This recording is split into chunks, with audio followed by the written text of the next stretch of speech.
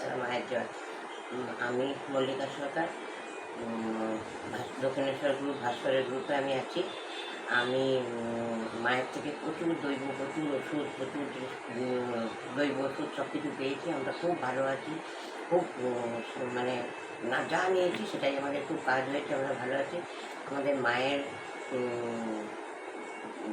আশ্রমের ঠিকানা হচ্ছে 6 নম্বর নিমচাঁদ মৈত্র স্ট্রিট, বন হুগলি, কলকাতা 35। মা আমাদের প্রচুর জিনিস দেন, প্রত্যেকটা সন্তানকে প্রচুর জিনিস দেন, যা দেন সবই। আজও আমি লাল গুঞ্জা নেবো মায়ের ওখান থেকে লাল গুঞ্জা নেবো 30 তারিখে। আর মা কোনো জিনিসের জন্য কোনো পয়সা নেন না, কিচ্ছু নেন না, যাকে যা দেন সব বিনা পয়সায় দেন। এবং যেটাই নেওয়া হবে, ক্যান্সারের ওষুধ, তারপরে কিডনির ওষুধ, সুগারের ওষুধ, থাইরয়েডের ওষুধ, স্পন্ডেলাইটিসের ওষুধ, যা দেন সবাই নিয়ে খুব উপকৃত হয়েছে, খুব ভালো আছে। আমরা রূপমায়ের মায়ের সন্তান, আমরা ডেলিভারি আত্মা, আমরা নিরোগী আত্মা। আমরা মায়ের কাছে মায়ের সন্তান হয়ে ওই জন্য আমরা কোনো কিছুতে আর ভয় পাই না। আমরা খুব ভালো আছি, সুখে আছি। আমরা কোনো যেটার জন্যে যে ওষুধটা নিই এবং উনি যে ওষুধটার জন্য যে দ্রব্যটা দেয় সব আমাদের খুব কাজ হয়। তাই আমাদের কথা শুনে কেউ আসবেন না। যদি কারোর মনে হয় যে আপনারা কাঁদতে কাঁদতে যদি আসেন মায়ের মন্দিরে, আমরা গ্যারেন্টি দিতে পারি যে আপনারা হাঁটতে হাঁটতে বাড়ি যাবেন। কারণ মায়ের মন্দিরে একটা দান বাস্কও নেই। আর আপনারা অন্য কোনো মন্দিরে যেখানেই যাই আমরা, সেখানে গেলে আমাদের কুপন কেটে, টিকিট কেটে তারপর আমাদের প্রসাদ নিতে হয়। কিন্তু মায়ের মন্দিরে মা মাসের মধ্যে অন্তত 15-20 দিন বিনা পয়সায় তার সন্তানদের ওষুধ খাওয়ান।